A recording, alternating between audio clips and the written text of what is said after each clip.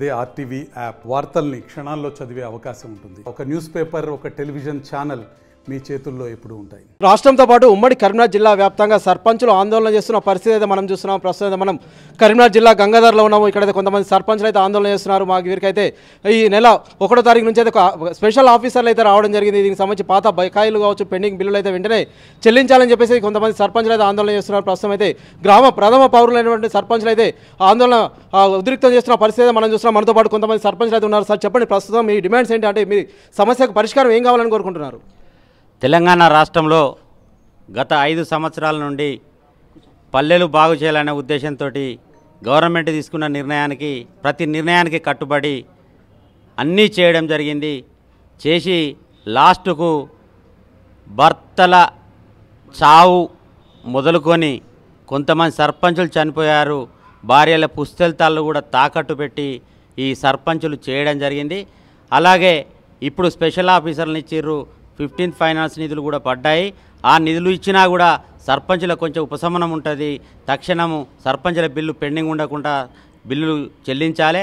అలాగే కొన్ని ఈ రైతు వేదికలు కానీ, శ్మశాన వాటికలు కానీ, కుల సంఘాల భవనాలు కానీ, గ్రామ పంచాయతీలు కానీ, ఈ ఈజీఎస్కు సంబంధించిన పనులు కూడా మేము చేయడం జరిగింది.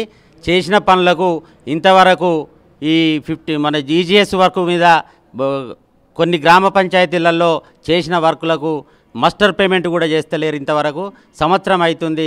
కొన్ని బిల్లులేమో ఓకే చేసి ఇంకా కొన్ని బిల్లు పెండింగ్ ఉన్నాయి. తక్షణం ఈ బిల్లులు చెల్లించాలి. 15వ ఆర్థిక సంఘం నిధులు కూడా మొన్ననే 15 రోజుల క్రితం అమౌంట్ పడ్డది. ఆ అమౌంట్ కూడా తక్షణము సర్పంచులకే ఇచ్చి ట్రాక్టర్ ఈఎంఐ కానీ అవన్నీ పెండింగ్ పెట్టైనా కూడా సర్పంచులకు ఆ బిల్లు ఇచ్చినట్టయితే వారికి ఉపశమనం అయినట్టుంటుంది. నేను మాజీ మార్కెట్ కమిటీ చైర్మన్గా ఈ సర్పంచులందరికీ మద్దతు తెలపడానికి వచ్చిన జై తెలంగాణ. అంటే ప్రస్తుతం మీ డిమాండ్స్ ఏంటంటే నోటిఫికేషన్ తొందరగా వేయాలనుకుంటున్నారా, లేదంటే వచ్చేంత వరకు ఇదే సర్పంచులు పొడిగించాలని మీరు కోరుకుంటున్నారా? ఏంటి సార్ మీ డిమాండ్స్ ఏంటి? నోటిఫికేషన్ వేసే ఆలోచన గవర్నమెంట్కు లేదు. ఆలోచన ఉన్నట్టయితే మొన్న ఈ పీరియడ్ అయిపోకముందే ఇమీడియట్లీ నోటిఫికేషన్ ఇచ్చి సర్పంచ్ ఎన్నిక నిర్వహించేవారు.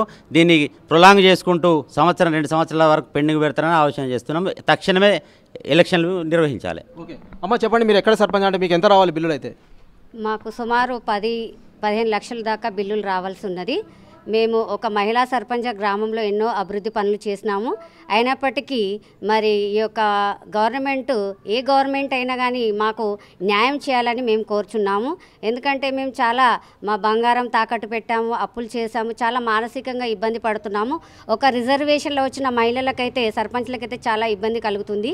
ఎందుకంటే మాకు డబ్బులు లేక మేము ఎన్నో అప్పుల బాధలు పడుతున్నాము కాబట్టి, వడ్డీ కట్టలేక ఇబ్బందులు పడుతున్నాము కాబట్టి తక్షణమే మాకు రావాల్సిన పెండింగ్ బిల్లులందరికీ సర్పంచులందరికీ చెల్లించాలని కోరుచున్నాం. ఓకే, అంటే కొన్ని చోట్ల అయితే చూస్తున్నాం కొంతమంది సర్పంచులు అయితే కూలీనాలు చేస్తున్న పరిస్థితి అయితే మనమైతే ఉమ్మడి కరీంనగర్ జిల్లా వ్యాప్తంగా సైతం చూసాం కదా. అంటే దీనికి సంబంధించి అంటే మీ ప్రస్తుత డిమాండ్స్ ఏంటంటే ఇంకా సత్వర పరిష్కారానికి ఎలా ఉంటే బాగుంటుందని మీరు అనుకుంటున్నారు? ఇప్పుడు కాంగ్రెస్ ప్రభుత్వం అయితే అధికారంలోకి వచ్చింది. తెలంగాణ వచ్చిన తర్వాత మొట్టమొదటిసారిగా అయితే కాంగ్రెస్ ప్రభుత్వం అయితే అధికారంలోకి రావడం జరిగింది కదా.